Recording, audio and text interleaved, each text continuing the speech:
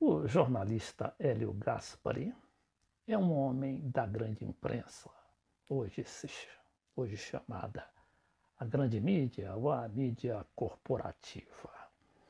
Ele foi editor de vários grandes jornais da Veja, etc. E atualmente ele faz uma coluna no Globo e na Folha de São Paulo todas as semanas. E olha aqui o que ele diz. A Lava Jato morreu na infância. Aqui a gente vê uma meia-culpa, né? Ainda que com todos aqueles contorcionismos e malabarismos, para evitar que ele, pessoalmente, se envolva na denúncia da própria mídia que patrocinou, abertamente aquela grande operação que hoje chega a seu final. E aí ele diz que acabou-se a força-tarefa de Curitiba, que durante 7 anos mostrou ao país o maior esquema de corrupção de sua história. Isso é uma espécie de concessão que ele faz a seus patrões, que é a grande mídia ou o sistema econômico. Mas vamos ver aqui este artigo, porque significa também uma análise do que é e do que foi a Lava Jato, do que ela representou para o país. E serve também de esclarecimentos àqueles que ainda hoje acham que a Lava Jato foi essa mesma operação que mostrou ao país o maior esquema de corrupção.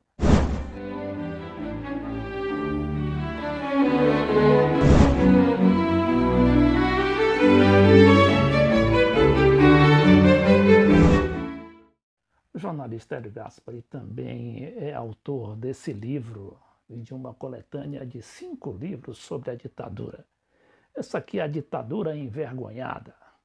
Tem um outro volume sobre a ditadura escancarada e a ditadura derrotada, que ele fez com base nos documentos que ele entregaram tanto o general Geisel, que foi presidente da República, quanto o general Golbery, que foi uma espécie de mago ali, tanto do sistema, do sistema econômico que engendrou a chamada Revolução, o golpe militar de 1964, e que a grande imprensa nunca chamava de golpe, porque dizia que não tinha havido golpe, e muito menos de ditadura.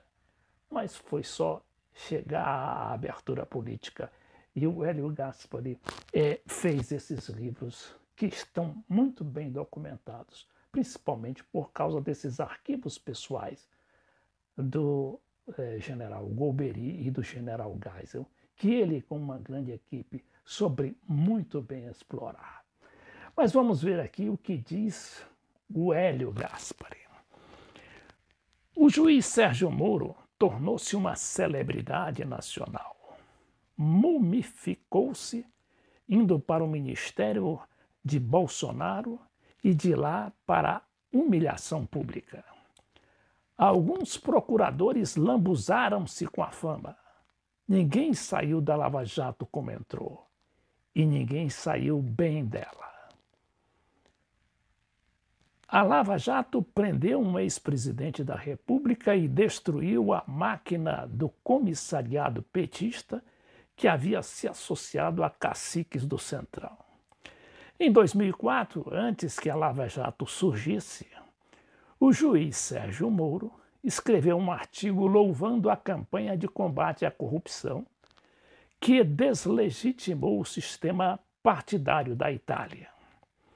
Com a fama que conquistou, aninhou-se num governo que prometia uma nova política. Podia-se fazer tudo pelo juiz de Curitiba, menos o papel de bobo. Enquanto ele dava esse salto, seus colaboradores concebiam uma fundação bilionária.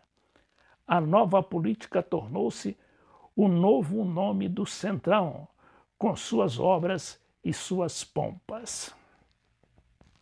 Numa trapaça da história, a Lava Jato de Curitiba morreu nos mesmos dias em que voltam a ser conhecidos, com mais detalhes, as conversas promíscuas e primitivas que tinham em suas redes. Eles continuam dizendo que os diálogos são supostos.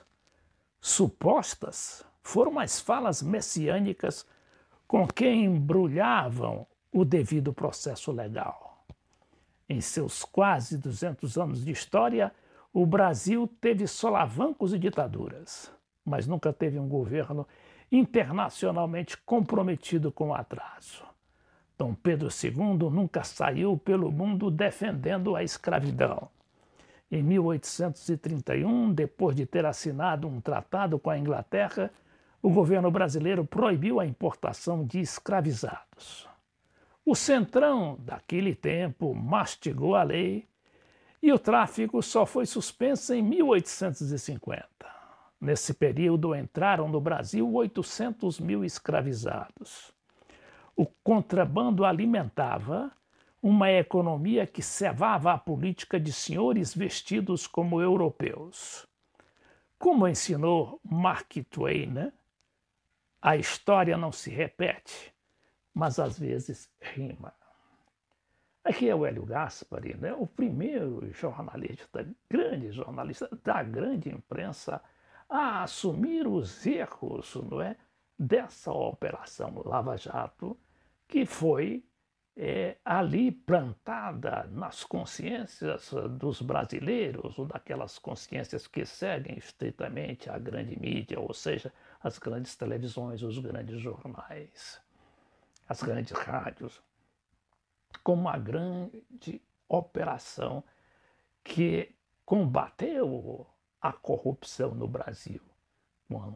Quando a gente vê que ela, na verdade, se enlameou na própria corrupção, como estão mostrando aí os fatos que aparecem todo dia e que a grande imprensa não pode evitar, ainda que faça de tudo para ocultar aqueles diálogos terríveis que houve entre o juiz Sérgio Moro e os procuradores da Lava Jato.